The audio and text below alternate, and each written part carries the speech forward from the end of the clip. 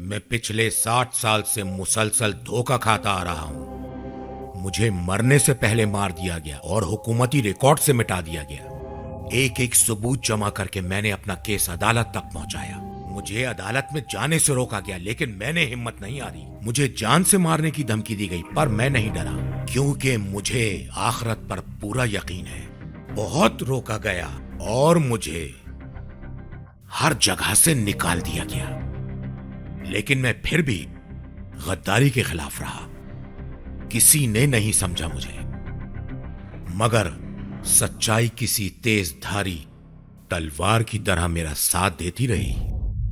उस्मान सिनात की तरफ से जल्द आ रहा है एक शाहकार ड्रामा।